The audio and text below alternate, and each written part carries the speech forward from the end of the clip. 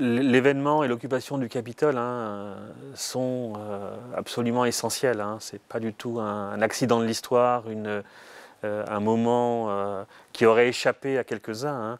On peut en tracer la longue histoire, l'histoire plus récente dans le mandat de Donald Trump. Il a lui-même largement poussé à ce type de jeu avec les limites de la loi. Et on voit sans cesse les militants favorables à Trump jouer avec les limites de ce qui est acceptable, de ce qu'on peut faire et ne pas faire. Et là, ils ont poussé très très loin, et sans doute le plus loin possible, les limites de ce qui est acceptable dans une démocratie, c'est-à-dire interrompre à la fois un rituel important de la vie démocratique, la validation des résultats de l'élection présidentielle, et dans le même temps entrer dans un lieu sacré aux États-Unis, qui est le Congrès, l'un des lieux fondateurs de la démocratie américaine. À cela s'ajoute peut-être un temps plus long, et on peut retracer dans l'histoire même du conservatisme cette dynamique de reprise en main de la démocratie.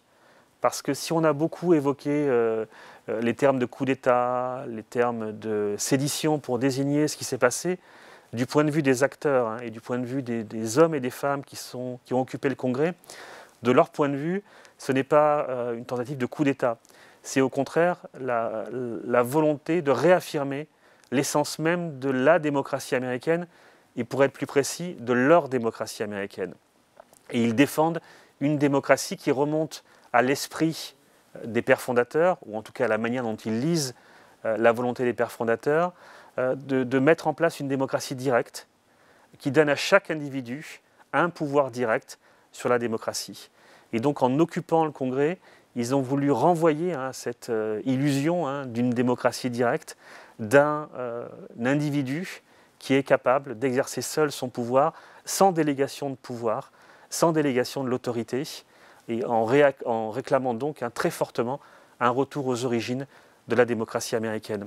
À cela s'ajoute peut-être une composante raciale qui est importante, puisque cette démocratie idéale, cette démocratie des premiers temps, renvoie aussi à une période où la population blanche et les propriétaires aussi, donc des gens avec un capital économique certain, étaient les plus importants dans la nation et dirigeaient la nation avec d'importantes formes de domination d'autres catégories de la population.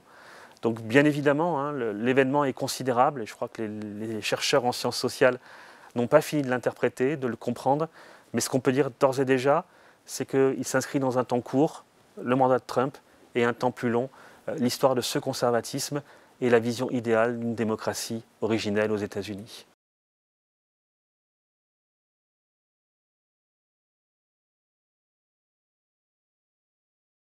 Pour les militants qui ont occupé le Capitole, l'État est, comme le disait Ronald Reagan, est le mal absolu. Et non pas la solution à nos problèmes, je reprends Ronald Reagan, mais le problème lui-même. Et il y a à nouveau l'idée qu'à l'origine de la démocratie, il n'y avait pas d'État. Il y avait des États, il y avait un pouvoir local donné aux comtés et aux individus, et qu'au fur et à mesure des décennies, on a instauré un monstre, un léviathan, une importation de la vieille Europe, de l'Allemagne bismarckienne ou de la France socialiste.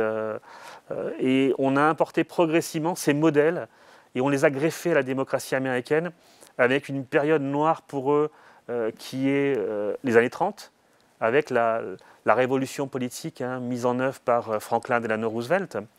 Et depuis cette date, ils sont extrêmement hostiles à ce pouvoir de l'État, et ils regrettent que beaucoup d'Américains aient sacrifié leur liberté au profit de la sécurité. Et leur bête noire, c'est la sécurité sociale, par exemple, à beaucoup d'entre eux, où ils ont le sentiment qu'on a mis en place des formes de servitude volontaire dans le pays, avec quelque chose qui hérisse les poils de beaucoup d'entre eux. C'est la carte de sécurité sociale que chaque Américain possède, où vous avez un numéro de sécurité sociale, et ce numéro-là, pour beaucoup, est la marque de la fin de l'individualisme, de la liberté individuelle, puisque désormais, chaque citoyen a un numéro qui l'embrigade, qui l'oblige à rendre des comptes à l'État. Et pour eux, c'est une perte extrêmement triste des pouvoirs originels qu'avaient les citoyens au moment de la création des États-Unis.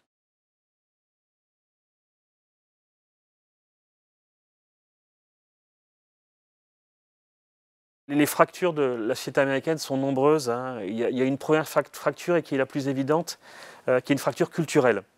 Depuis une quarantaine d'années, les Américains vivent au rythme de ce qu'on appelle les guerres culturelles, qui voient les Américains s'opposer sur à peu près tous les sujets. L'avortement, la loi, la police, la place des minorités. L'Amérique, c'est une famille qui ne s'entend plus. Et on a chaque journée, chaque jour, des repas de Noël qui tournent mal, où les gens se disputent, ne sont d'accord sur à peu près rien. Et donc ont tendance à aiguiser l'ensemble des problématiques sociales qui sont les nôtres et qui créent des tensions très fortes autour de ces fameuses guerres culturelles. Ce qui s'est produit, je pense, et ce qui a accéléré les tensions et l'importance de ces guerres culturelles, à mon sens, il y a deux éléments très importants.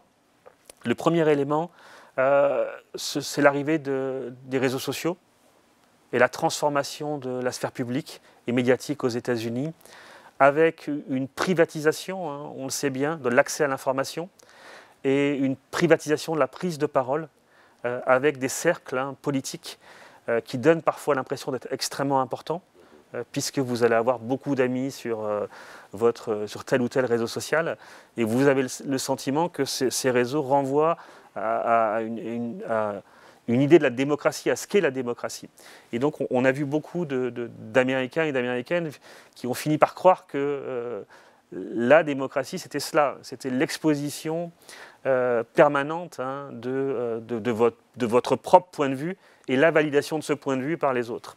Le deuxième point, et j'y insiste beaucoup, parce que je crois qu'on ne le prend pas assez en compte aux États-Unis et en Europe, c'est l'importance du militaire et de la militarisation. Il faut bien voir que les États-Unis, depuis la fin de la Seconde Guerre mondiale, sont dans un état de guerre permanente, qu'ils sont engagés sur les terrains d'opération dans l'ensemble du monde depuis 1941, et que depuis le 11 septembre 2001, ils ont très largement renforcé cette militarisation de la société américaine, avec une armée professionnelle qui envoie chaque année des centaines de milliers de soldats combattre sur les terrains d'occupation ou vivre dans des zones où l'armée compte des bases dans le cadre de la guerre contre le terrorisme. Et les chiffres sont tout à fait impressionnants, puisqu'il y a 18 millions aujourd'hui d'anciens combattants aux États-Unis qui sont passés par des terrains d'opération depuis la guerre du Vietnam jusqu'aux guerres récentes en Irak et en Afghanistan. Et cette dynamique, et on la connaît bien en Europe, puisque les historiens ont inventé le terme de brutalisation pour désigner les conséquences de la guerre sur la société. Et donc je pense qu'on a une société américaine qui est brutalisée, qui est fragmentée aussi, et tout cela donne la démocratie que nous connaissons aujourd'hui, avec une démocratie qui est pétrie de contradictions. Et c'est plutôt une bonne chose, d'une certaine manière, puisqu'on a besoin de débats politiques. Il y a une vraie vigueur démocratique aux États-Unis. La contrepartie négative, c'est que les gens n'arrivent plus à dépasser les contradictions dans les moments rituels de la démocratie, notamment le vote. Vous n'êtes pas d'accord, mais le vote tranche et donne raison à quelqu'un et pas à l'autre camp. Et il y a un accord pour accepter la défaite d'un camp et la victoire de l'autre. Là, on voit bien, on l'a vu avec l'occupation du Capitole, que de plus en plus d'Américains ont le sentiment que cette résolution des conflits ne convient pas, ne leur convient pas en tout cas, et veulent d'autres formes d'expression démocratique.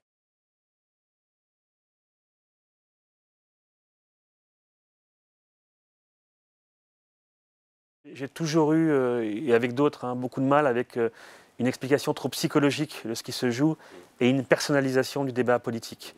Et on a dans les sciences sociales un courant qui a eu tendance à avoir une lecture très personnelle, très psychologique du conservatisme et des conservateurs, qui serait l'expression de frustration, de dérèglement psychologique des individus qui trouveraient dans une personnalité autoritaire.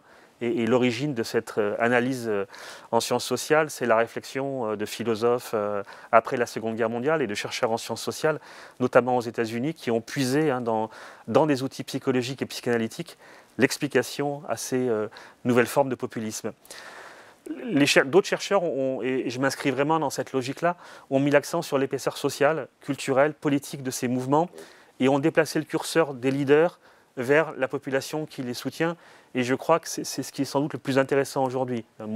Regardez moins Trump que le mouvement qu'il a incarné et les soutiens de Trump. On a encore 74 millions de personnes qui ont voté pour Donald Trump. Donc il a fait plus de voix en 2020 qu'en 2016. Donc beaucoup de gens ont souscrit encore à son projet après 4 années d'une présidence assez erratique, assez incompréhensible du point de vue de beaucoup d'observateurs. Alors Trump, il a réussi une synthèse tout à fait extraordinaire et imprévisible entre différents courants de ce conservatisme. Il y a plusieurs formes de conservatisme aux États-Unis. Il y a des tendances plus politiques, plus économiques, plus religieuses. Et Trump a réussi à fédérer l'ensemble de ces courants autour de sa personne et autour de ce que beaucoup appellent le Trumpisme, qui serait une version épurée, radicalisée, violente de toutes ces formes en sommeil du conservatisme depuis de très longues années dans la société américaine. J'en prenais qu'un exemple, le conservatisme religieux. Au départ, peu de gens pariaient sur la possibilité pour les évangélistes américains, qui sont très nombreux, de se rallier derrière Trump. Trump n'est pas un modèle de vertu, mais néanmoins, il a réussi à apparaître aujourd'hui aux yeux de beaucoup comme un sauveur, le président qui va sauver l'Amérique de ses démons, l'Amérique de sa dérive. Et beaucoup d'évangélistes américains l'adorent, ont le sentiment qu'il a précisément tiré de ces années de perdition, de ces années new-yorkaises, de sa vie dissolue, une force d'âme, une conviction extrêmement forte qui va lui permettre de sauver l'Amérique, d'être le défenseur de cette démocratie blanche, des origines, où chaque individu a le pouvoir. Et il y a une véritable adoration de beaucoup d'Américains, et d'ailleurs les occupants du Capitole avaient des pancartes qui indiquaient que Trump était leur sauveur. Et ils adorent le personnage, ils sont prêts à entrer en guerre sainte pour lui, pour défendre sa victoire. Et ils vont puiser dans la Bible des références à Trump lui-même et à l'idée que Trump sera leur sauveur.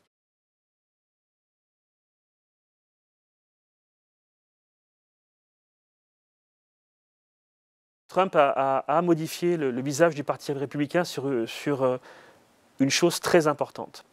Il n'a pas modifié le visage sur la place du conservatisme. Elle était très présente dans le Parti républicain. Elle était dans les années 80, 90, 2000, et on peut en faire la longue généalogie. Là où Trump, je crois, a modifié le visage, c'est qu'il a poussé très loin les limites de ce qui est acceptable et pas acceptable dans une démocratie.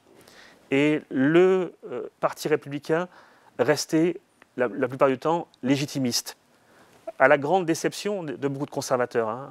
Reagan avait des propos extrêmement durs contre l'État, mais avait nommé à l'ensemble des postes des hauts fonctionnaires, croyait d'une certaine manière à la place des institutions dans une démocratie. Même chose pour George Bush fils, très dur avec l'État, voulant revenir à des formes locales de démocratie, mais néanmoins croyant encore aux corps intermédiaires, à la démocratie représentative, aux institutions. Là, on a vu que Trump a complètement personnalisé le pouvoir, a donné des pouvoirs au président qu'il n'avait jamais eu, et surtout a poussé très très loin les limites de l'acceptable dans une démocratie. Le jour de l'investiture, le New York Times a publié un document tout à fait exceptionnel qui est la compilation de tous les tweets de Donald Trump où il insulte des représentants élus aux États-Unis ou des journalistes ou de simples citoyens. C'est du jamais vu dans toute l'histoire des États-Unis. Non pas le fait qu'un président insulte un journaliste ou un autre homme politique. Tous les présidents l'ont fait et le feront. Mais cela se faisait dans la sphère privée, dans la sphère intime ou dans la sphère politique, dans les couloirs du Congrès ou de la Maison-Blanche, bien évidemment, ou au téléphone. Trump l'a fait publiquement, tous les jours, en désignant à la vindicte populaire tel journaliste, tel citoyen anonyme, telle femme qui n'était pas d'accord avec lui, tel homme politique. Et ça, c'est absolument nouveau dans l'histoire du Parti républicain. Et sans doute, si le Parti républicain doit faire un bilan et un inventaire, comme on dit souvent, des années de Trump, c'est sans doute par rapport à cela la limite entre l'acceptable et l'inacceptable dans une démocratie. Et je crois que ce point-là est tout à fait important pour l'avenir du Parti républicain, mais plus généralement de la démocratie américaine. Il y a un paradoxe, il y a un décalage même entre, d'un côté, une revendication d'une plus grande liberté individuelle et de l'autre côté, cette personnalisation du pouvoir. Mais à nouveau, il y a le sentiment que Trump est un sauveur, qu'il est l'homme choisi par Dieu pour sauver le peuple américain, lui-même, peuple élu, devant défendre la démocratie. Et donc, il est temporairement dans une situation qui va lui permettre de sauver les États-Unis. Et on l'a vu en politique étrangère, le rapprochement avec Israël, par exemple, et sur de nombreux autres points. Trump joue un rôle extrêmement important pour sauver la démocratie.